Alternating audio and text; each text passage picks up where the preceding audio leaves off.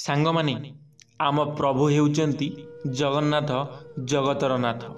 आमे ओडिया सेथिपाई आमे गर्वित कारण आमे हेउचु जगन्नाथंक देशर लोक जगन्नाथंक राज्यर लोक। सेथिपाई आम मनरे बहुत गर्व कारण आम भगवान हेउचंती प्रभु जगन्नाथ।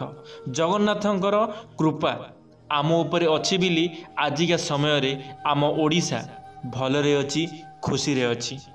आमे ओडिया आम जीवन काल रे आमे काहा आगरे मुंड नुआई न थाउ कोन पई कारण आम भगवान हेउचंती जगन्नाथ।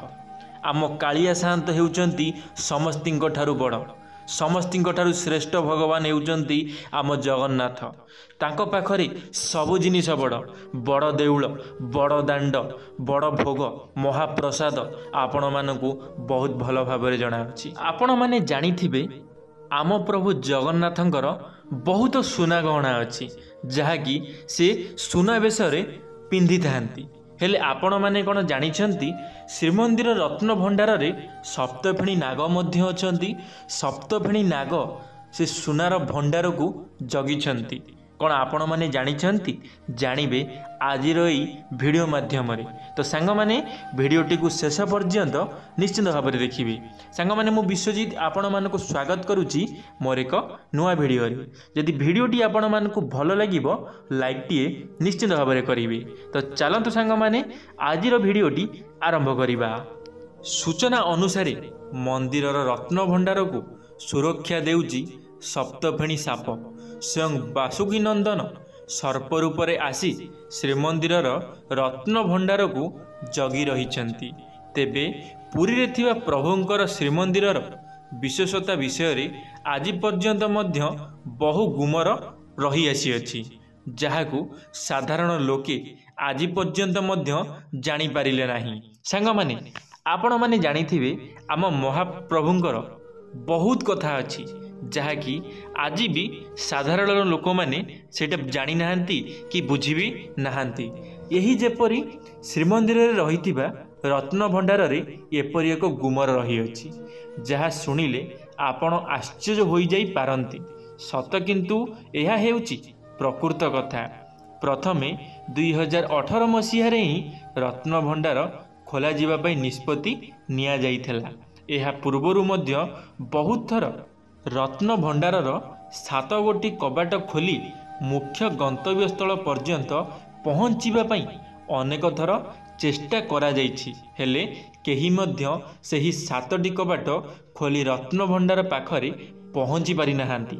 सांग माने आपण माने थरे चिंता करंतु प्रभु जगन्नाथंकर कृपा केही भी आज पर्यंत से 7टी द्वार को खोली भीतर पर्यंत जाई पारि नाहांती कारण एठारे कुआडे विषधर साप मानकर गर्जन शुणिबाकू मिली थाए बोली अनेकंकर मत रही आसी अछि। जेतेबेले जी मध्य एही रत्न भंडार खोलिबा पई उद्यम करिछि से निहाती भावरे तार कार्य रे असफल होइछि।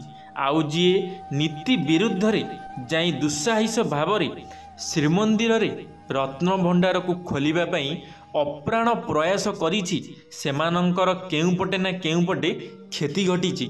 सांग माने आपण माने सुनिले आश्चर्य हेबे जे एपर्यंत जेउ माने मंदिर भीतर को जाई रत्न भंडार विषय रे जानिबा पई चेष्टा करिसंती सेमानंकर आज पर्यंत मध्य बहुत क्षति घटुछि। आपण माने थरे चिंता करंतु समस्ते आमे माने कहि थाउ कोन केबे रत्न भंडार केबे गणा जीव केते कोन अछि केमिति जानिबे ओडिसावासी हेले यह पछरे बहुत रिक्स रहउछि बहुत कथा जानिबार अछि। खाली छोटिया कथा नुहे आमे प्रभुंकर जाईगिरी घर भितरे जाई पसिगिरी आमे तांको सुना गणारे हाथ मारी दबा आमे तांको जिंस पटारे हाथ मारी दबा ये गोटे छोटिया कथा नुह।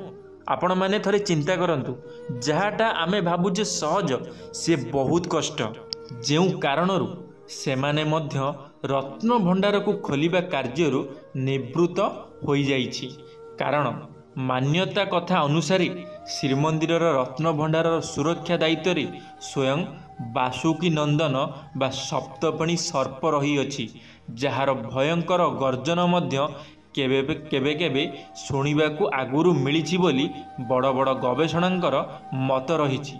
ଏହା ଛଡ଼ା ପୁରୀର ବଡ଼ ବଡ଼ ସେବାୟତମାନଙ୍କ କହିବା ଅନୁସାରେ ରତ୍ନଭଣ୍ଡାର ଖୋଲିବା ବହୁତ ବଡ଼ ମହାପାପ ଅଟେ। କାରଣ ରତ୍ନଭଣ୍ଡାରରେ ରହିଥିବା ସମସ୍ତ ବସ୍ତୁ ମହାପ୍ରଭୁଙ୍କର ସମ୍ପତ୍ତି ଅଟେ। ତେଣୁ ଏଥିରେ କାହାର ମଧ୍ୟ ଅଧିକାର ନାହିଁ। ଏହି ରତ୍ନଭଣ୍ଡାରରେ ବହୁ ମୂଲ୍ୟବାନ ଧନଧାନ୍ୟ ଭରା ଜିନିଷ ରହିଅଛି ବୋଲି ବିଶ୍ୱାସ କରାଯାଏ। ସାଙ୍ଗମାନେ, ଆମେ କ'ଣ କରିଥାଉ ନା ସବୁବେଳେ କହିଥାଉ କେବେ ଆମର ରତ୍ନଭଣ୍ଡାର ଖୋଲାଯିବ, ଆଉ ସେଥିରେ କ'ଣ ସବୁ ଅଛି, ପ୍ରଭୁଙ୍କର କେତେ କ'ଣ ଜିନିଷ ଅଛି, କେତେ କ'ଣ ସୁନା ଅଛି, ଆମେ ସବୁ ଜାଣିପାରିବା। ହେଲେ ଆମେ ଯାହା ଚାହୁଁଛେ ମନରେ ତାକୁ ଭଗବାନ ଚାହୁଁନାହାନ୍ତି। ଆମେ ଚାହୁଁଛେ ରତ୍ନଭଣ୍ଡାର ଗଣାଯାଉ, କ'ଣ କ'ଣ ଅଛି ସମସ୍ତେ ଲୋକମାନେ ଜାଣନ୍ତୁ। ହେଲେ ସେଇଟା ଭଗବାନ ଚାହୁଁନାହାନ୍ତି। ସେ ଜିନିଷ ଯେଉଁଦିନ ଭଗବାନ ଚାହିଁବେ ନା, ଭଗବାନ ନିଶ୍ଚିତ ଭାବରେ ଯିବା ପାଇଁ ଦେବେ। ଆଉ ଭଗବାନ ତା ଭିତରେ ତାଙ୍କ ଜଗୁଆଳିକି ଛାଡ଼ିଛନ୍ତି, ବାସୁକି ନାଗ। ଆପଣମାନେ ଜାଣିପାରୁଥିବେ ସପ୍ତଭଣୀର ନାଗସାପ ତା ଭିତରେ ଜଗିକି ରହିଛନ୍ତି। ତ ଆପଣମାନେ କ'ଣ କରିପାରିବେ? ଯେତେ ବି ଚେଷ୍ଟା କଲେ କେବେ ବି ହେଲେ ସମ୍ଭବ ନୁହଁ, ଯେପର୍ଯ୍ୟନ୍ତ ପ୍ରଭୁ ନ ଚାହିଁଛନ୍ତି। ଯେପର୍ଯ୍ୟନ୍ତ ପ୍ରଭୁ ନ ଚାହିଁଛନ୍ତି ସେ ପର୍ଯ୍ୟନ୍ତ କେହି ବି ଯାଇପାରିବେ ନାହିଁ। ଏବେ ଆମ ନୂଆ ସରକାର ଆସିଲା ପରେ ଥରେ ଯାଇଥିଲେ, ହେଲେ ସେ ସବୁ କିଛି କାମ କରିପାରିଲେ ନାହିଁ। ସେ କେବେ ବି ହେଲେ କରିପାରିବେ ନାହିଁ। ଯିଏ ଯେତେ ଚାହିଁଲେ ବି କେବେ ବି ହେଲେ କରିପାରିବେ ନାହିଁ। ମୁଁ ଆପଣମାନଙ୍କୁ ଏ କଥାଟି ଜଣାଇ ଦେଉଛି। କାରଣ ଆମ ପ୍ରଭୁ ଜଗନ୍ନାଥ ହେଉଛନ୍ତି ଭିନ୍ନ।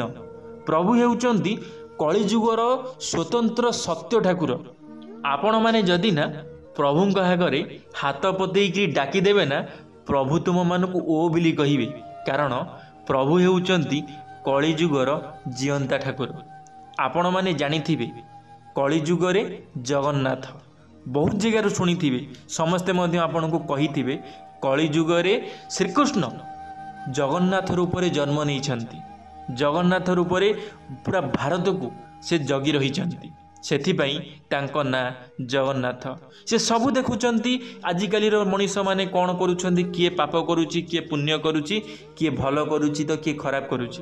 ସମସ୍ତେ କହୁଛନ୍ତି ଆମେ ଭଲ କରୁଛୁ, ସମସ୍ତେ କହୁଛନ୍ତି ଆମେ ଭଲ କାର୍ଯ୍ୟ କରୁଛୁ, ଆମ ଜୀବନରେ କେବେ ବି ଆମେ ପାପ କରିନାହୁଁ। ସେ କଥା ସେହି ଜାଣିଛନ୍ତି। ତୁମେମାନେ କ'ଣ କରୁଛ, କ'ଣ ନ କରୁଛ, ସବୁ ଜାଣିଛନ୍ତି, ସବୁର ହିସାବ ରଖିଛନ୍ତି। ବ୍ୟସ୍ତ ହେବାର ନାହିଁ। ଦୟାକରି ବ୍ୟସ୍ତ ହୁଅନ୍ତୁ ନାହିଁ। କ'ଣ କରୁଛ ସବୁ ଜଣା। ସେଥିପାଇଁ କେବେ ଖରାପ କାର୍ଯ୍ୟ କର ନାହିଁ। କାହା ମନରେ ଦୁଃଖ ଦିଅ ନାହିଁ, କାହା ମନରେ କଷ୍ଟ ଦିଅ ନାହିଁ। ଯଦି ପାରୁଛ କେବେ କାହାକୁ କିଛି ସାହାଯ୍ୟ କରିଦିଅ, ଦେଖିବ କୋଟି ପରମୟ ମିଳିବ। କେବେ ବି ହେଲେ କୌଣସି କାର୍ଯ୍ୟରେ ପଛଘୁଞ୍ଚା ମିଳିବ ନାହିଁ। କେବେ ବି ହେଲେ କୌଣସି କାମରେ ଅସଫଳତା ମିଳିବ ନାହିଁ। ସବୁଥିରେ ସଫଳତା ମିଳିବ, ସବୁଥିରେ ସକ୍ସେସ୍ ପାଇବ। ଥରେ ନିଶ୍ଚିତ ଭାବରେ କରିକି ଦେଖିବେ। ଆମ ଜଗନ୍ନାଥଙ୍କର କୃପା ଆପଣମାନଙ୍କ ଉପରେ ସଦା ସର୍ବଦା ଏମିତି ହିଁ ରହିଥିବ। ଧନ୍ୟବାଦ ସାଙ୍ଗମାନେ, ଭିଡ଼ିଓଟି ଶେଷ ପର୍ଯ୍ୟନ୍ତ ଦେଖିଥିବାରୁ ଆପଣମାନଙ୍କୁ ଅଶେଷ ଅଶେଷ ଧନ୍ୟବାଦ। ଆଶା କରିବି ମୋର এই ଭିଡ଼ିଓଟି ଆପଣମାନଙ୍କୁ ନିଶ୍ଚିତ ଭାବରେ ଭଲ ଲାଗିଥିବ। ଯଦି ମୋର এই ଭିଡ଼ିଓଟି ଆପଣମାନଙ୍କୁ ଭଲ ଲାଗିଥିବ, ଲାଇକ୍ଟିଏ କରିବେ, ସାଙ୍ଗମାନଙ୍କ ମଧ୍ୟରେ ସେୟାର ନିଶ୍ଚିତ ଭାବରେ କରିବେ। କମେଣ୍ଟ ବକ୍ସରେ ଆପଣମାନଙ୍କର ମତାମତ ରଖିବେ।